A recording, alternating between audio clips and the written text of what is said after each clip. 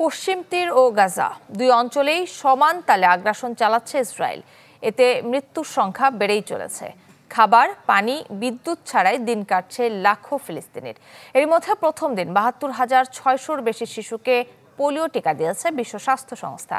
এদিকে গাজায় যুদ্ধবিরতি কার্যকরের দাবিতে তেল আবিবে বিক্ষোভ করেন প্রায় ৩ লাখ ইসরায়েলি।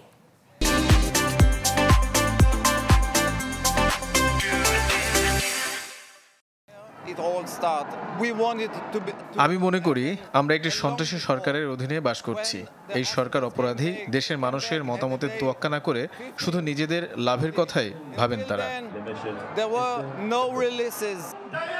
গাজার টানেল থেকে আরও ৬ জিম্মির মরদেহ উদ্ধারের পর এভাবেই নেতানিয়াহু প্রশাসনের বিরুদ্ধে ক্ষোভ প্রকাশ করেন ইসরায়েলের এই নাগরিক। তিনি একা নন।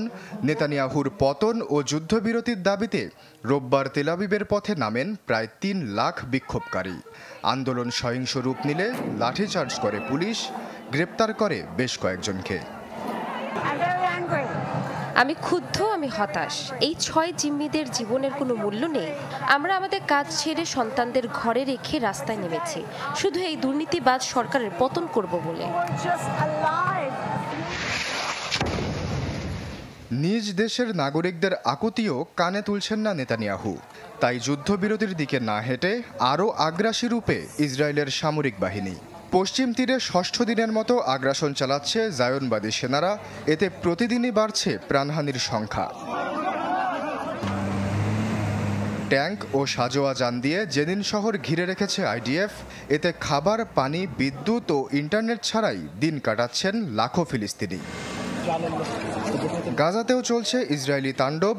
উত্তরাঞ্চলে একটি স্কুল ভবনে আশ্রিত ফিলিস্তিনিদের ওপর হামলা চালায় তেল আবিব। দেইর আল বালাহ থেকেও মিলছে প্রাণহানির খবর। এরই মধ্যে প্রথম দিন ৭২,৬০০-র বেশি শিশুকে পোলিও টিকা দিয়েছে বিশ্ব স্বাস্থ্য সংস্থা। উপত্যকার ৬,৪০,০০০ শিশুকে টিকাদানের আওতায় আনতে চায় সংস্থাটি। আশ্বাস চৌধুরী, চ্যানেল 24।